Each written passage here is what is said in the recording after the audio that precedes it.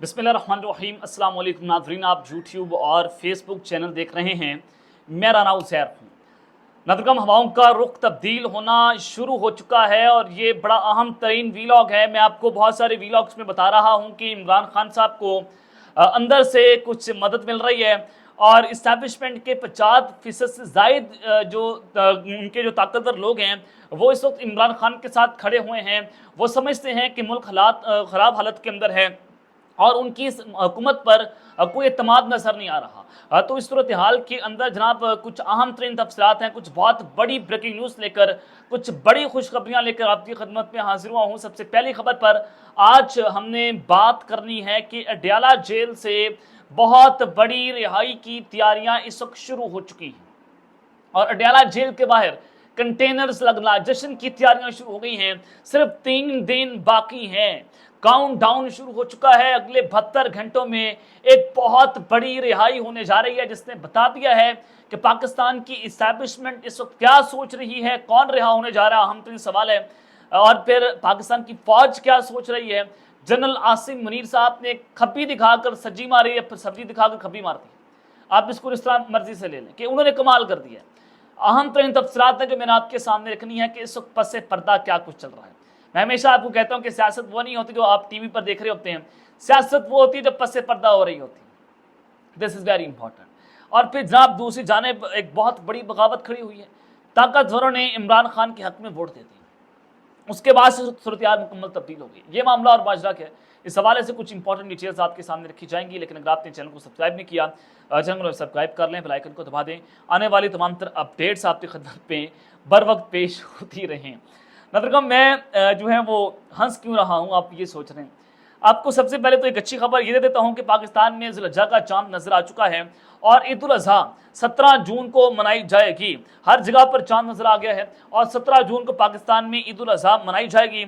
लेकिन जो बात बड़ी अहम है कि हर जगह के ऊपर जो है वो जब भी कोई जनाब कोई तकरीर करने आ जाए, कोई यहाँ पर मर जाए, कोई यहाँ पर फोतकी हो जाए, कोई यहाँ पर शादी ब्याह हो, कुछ भी हो, या तो ये रियासत 9 मई के पीछे छुपने की कोशिश करती है कि 9 मई हो गया तो उसके वास्ते जो है वो उस दी दुआ कर लो, हो जाएगा तो फलाना हो जाएगा, या फिर बार बार जो है पाक फौज के हक में दुआएं जो है वो उसकी कोशिशें हो रही होती हैं।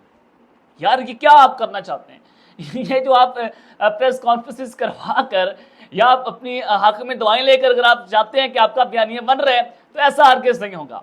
यानी कि सिर्फ इन 4-5 लोगों ने जो ये दुआएं करवा रहे हैं टीवी के ऊपर बैठकर, सिर्फ इन्होंने वोट कास्ट नहीं करना। 8 फरवरी के दिन आपको पता चल गया कि पाकिस्तान की जो है वो अवाम कहाँ पर खड़ी है, वो जनाब इमरान खान कितने ताकतवर हैं। और 8 फरवरी के बाद तो आपकी कमर टूट गई। तो आज जनाब हुआ ये है कि जो रुयत हलाल कमेटी के चेयरमैन हैं मौलाना अब्दुल खबीर आज़ाद, वो कहते हैं कि मुल्क आगे जा रहा है, हुकूमत, फौज और सिक्योरिटी इदारों की पुष्ट पर कौम की दुआएं हैं, आए मिलकर इंतशारी कुव्वतों का खात्मा करें। यानी कि ये कौम, ये हमारा जो हमसाया मुल्क है भारत, वो कहाँ पर पहुंचा हुआ है, वो दुनिया की 5वीं बड़ी इकॉनमी बन चुका है। वो कहता है कि हमने पाकिस्तान से जंग लड़के अपना वक्त का ज़ाया उसको नहीं करना। और पाकिस्तान के अंदर अभी तक ये बात हो रही है कि हमने ये कर देना है, हमने इमरान खान को ख़त्म करना है, ये फौज के पीछे हम खड़े हैं, हुकूमत के पीछे दुआएं आ गई हैं तो फलाना हो गया। और भाई किसी के बाप का मुल्क तो नहीं है कि आप जो है वो इस तरह से मुल्क चलाने की कोशिश करेंगे। यानी कि ये हमारा मुल्क की हालत है कि इस वक्त हमारा मुल्क सोच क्या रहा है। अब आपको एक और चले खबर दे देता हूँ कि इस वक्त ये पाकिस्तान की जंग असई तो होनी है कि शहबाज शरीफ साहब दौरा चीन पर हैं और वहीं पर army chief general Asim Munir साहब भी दौरा चीन पर पहुंचे हुए हैं। अब आपको स्क्रीन के ऊपर तस्वीर दिखा देता हूं कि एक जानिब टेबल के इस साइड पर जो है वो शहबाज शरीफ का वफद बैठा हुआ है, यानी पाकिस्तान का डेलीगेशन बैठे हैं, और दूसरी जानिब होस्ट यानी कि चाइना बैठा हुआ है। और ये तस्वीर शहबाज शरीफ साहब के दौरा चीन की है। यानी कि ये तस्वीर हुकूमत के ऑफिशियल ट्विटर हैंडल यानी कि एक्स से शेयर की गई है। अगर आप पाकिस्तान का डेलीगेशन देखें, उसमें जनाब जो फौजी अफसर मौजूद हैं, आर्मी चीफ साहब बैठे हैं, और बिल्कुल अगर आप फ्रंट के ऊपर देखें एक और फौजी अफसर साहब मौजूद हैं। और इस तस्वीर के अंदर दोनों अतराफ का फ़र्क वाज़े है कि चाइना में जो है वो उनके बड़े बड़े ब्यूरोक्रेट्स होंगे, उनके जनाब इकोनॉमिस्ट होंगे, उनके हुकूमती लोग होंगे, और ये असल दास्तान है कि दुनिया कहाँ पर पहुँच गई है और हम कहाँ पर फंसे हो। یعنی کہ اگر یہ آ کر مداخلت کریں گے معیشت کو، جناب معیشت کو ہم نے مضبوط کرنا ہے، ہم نے یہ کرنا ہے، پہلے آپ اپنے جو ہے بارڈرز کو تو مضبوط کر لیں. چلیں آپ نے اگر ان کو مضبوط کر بھی لیا ہے تو آپ کا پولیٹیکل رول تو نہیں ہونا چاہیے، آپ کا تو پروفیشنل رول ہونا چاہیے، جس کے اوپر آپ نیوٹرل ہونے کی جو ہے وہ دعوے کر رہے تھے. تو آپ کو یہاں پر دعوے تمام کے تمام دھرے کے دھرے رہ چکے ہیں. اور یہاں سے فرق بات ہے کہ دنیا کہاں پر پہنچی ہوئی ہے اور ہم لوگ کہاں پر پھنسے ہوئے ہیں. چلیں آپ کو ایک اور بڑی خبر دے دیتے ہیں کہ علی محمد خان صاحب جو ہیں وہ جناب کہتے ہیں کہ آج ہماری باری ہے، کل آپ کی باری ہوگی، لیکن جن کی وجہ سے یہ سب کچھ ہو رہا ہے ان کی باری کب آئے گی. 1971 آپ کے سامنے ہے کہ ان کی باری تو آ گئی تھی، وہ ایکسپوز ہو گئے تھے، اور اسی وجہ سے یہ اسٹیبلشمنٹ جو ہے وہ حمود الرحمان کمیشن رپورٹ سے چڑھتی ہے. جب ان کا نام لیا جاتا ہے تو اس شخص کو غدار کہہ دیا جاتا ہے، جیسے آپ آج عمران خان سے ہوتا ہوا دیکھ رہے ہیں کہ وہ غدار ہے. سائفر کیس میں ان کو غدار ثابت کرنے کی کوشش کی گئی، سائفر کیس اڑ گیا. جناب اب اس کیس کے اندر ان کے خلاف یہ غداری کی مہم جو ہے وہ چلانے کی کوشش کی جا رہی ہے. تو پاکستان کی قوم جو ہے وہ جاہل تو نہیں ہے، ان کو پتہ ہے کہ 1.5 کروڑ ووٹر جو گریجویٹ جو پڑھا لکھا ووٹر ہے، اس کو پتہ ہے کہ اس نے جناب کس کو کہاں پر کیسے ووٹ دینا ہے، اس کو اپنے حق کا پتہ ہے، اس کو آئین کا پتہ ہے. تو لہٰذا آپ اس کو ڈکٹیٹ نہیں کر سکتے. تو لہٰذا جناب اور بڑی خبریں ہیں کہ اس وقت بہت بڑی بغاوت ہوئی ہے اور 4 طاقتوروں نے کپتان کے حق میں جو ہے وہ جناب ووٹ کاسٹ کر دیا ہے، جس کے بعد صورتحال یکسر تبدیل ہو چکی ہے. اب یہ صورتحال کیسے تبدیل ہوئی ہے، میں آپ کے سامنے ایک بہت بڑی خبر رکھنے جا رہا ہوں کہ جناب سپریم کورٹ آف پاکستان میں چیف جسٹس قاضی فائز عیسیٰ کے اوپر عدم اعتماد کیا گیا ہے 4 طاقتوروں کی جانب سے، 4 ججز کی جانب سے.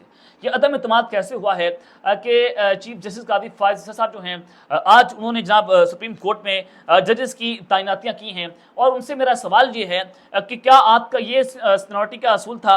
اور چیف جسٹس قاضی فائز عیسیٰ کا ہمیشہ اگر آپ مقابلہ کریں کہ جناب عمر عطا بندیال کے دور سے تو سینئر جج تھے چیف جسٹس قاضی فائز عیسیٰ صاحب، تو سب سے سینئر اس وقت جو چیف جسٹس ہیں وہ اسلام آباد ہائی کورٹ کے عامر فاروق صاحب ہیں. اگر آپ تمام ہائی کورٹس کو دیکھتے ہیں تو ان میں اگر سب سے سینئر چیف جسٹس ہوں گے تو وہ عامر فاروق صاحب ہوں گے.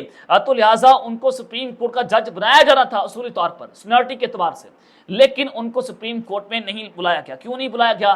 جسٹس محسن اختر کینی صاحب سے اتنا خوف تھا کیونکہ انہوں نے احمد فراد کیس کے اندر ان سب کی جو ہے منجی ٹھوک کے رکھتی ہے.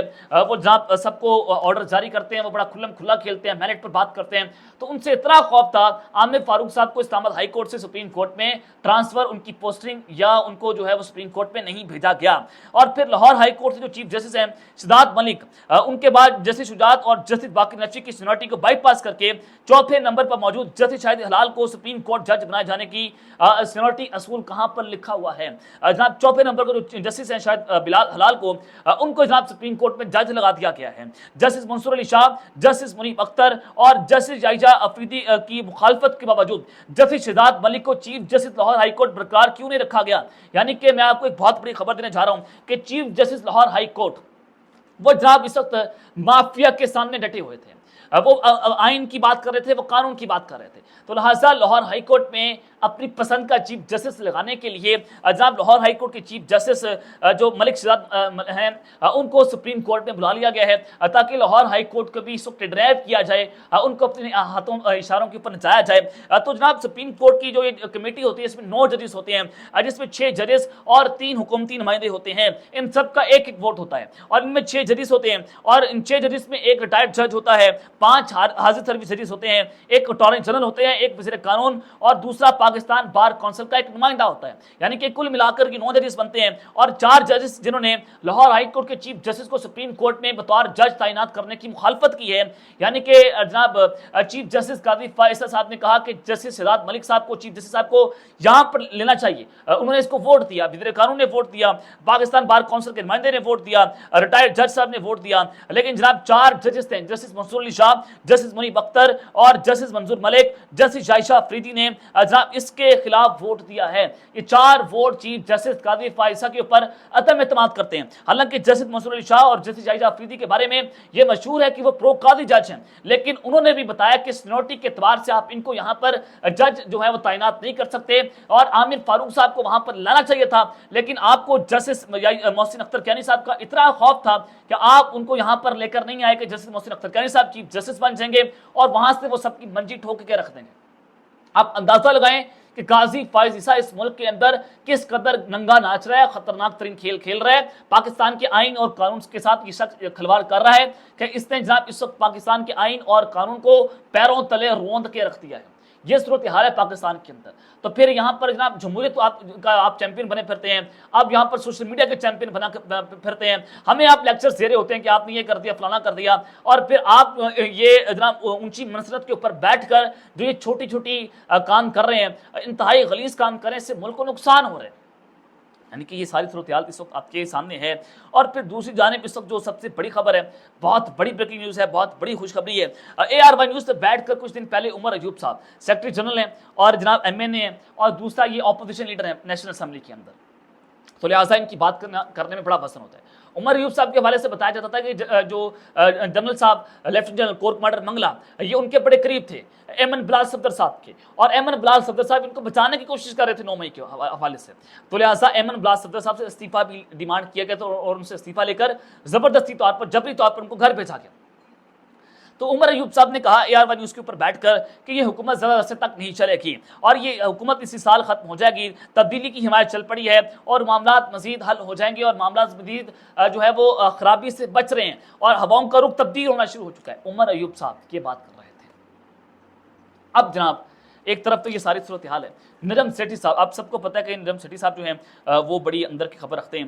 وہ کہتے ہیں کہ معاشی حالات بہت برے ہو چکے ہیں, اسٹیبلشمنٹ جو اقدامات کر رہی ہے وہ عوام پسند نہیں کر رہی. عمران خان کی بہادری جیل میں رہنا اور اب عدلیہ کے ساتھ دینے سے وہ پاپولر ہو رہے ہیں, اس لیے مزاحمت بڑھ رہی ہے.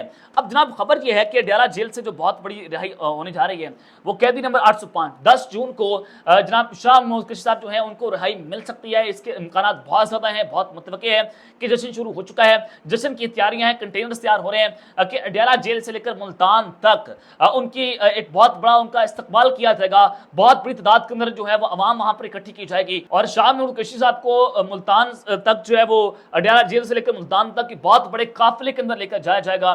تو اس سے آپ کو کیا بات سمجھ آتی ہے کہ ان کی رہائی ہو رہی ہے. عمر ایوب صاحب AR1 نیوز سے بیٹھ کے بات کر رہے ہیں, چودھری پرویز رائی صاحب جو ہیں وہ بات کر رہے ہیں. تو میں نے آپ کو بتایا تھا, ایک دن آپ کو خبر دی تھی کہ عمران خان صاحب نے اپنے فیملی کے لوگوں کو, قریبی لوگوں کو بتایا کہ آپ بنی گالا کے اندر جو ہے وہ کسی سیکیورٹی کمپنی سے وہاں پر آپریشن کروانا شروع کر دیں, کہ وہاں پر جو ڈیوائسز لگائی گئی ہیں بک کرنے کے لیے اس پورے گھر کو, اس سے ایک تو پاک کیا جائے. اور عمران خان صاحب ڈیالہ جیل سے نکل کر بنی گالا میں رہیں گے.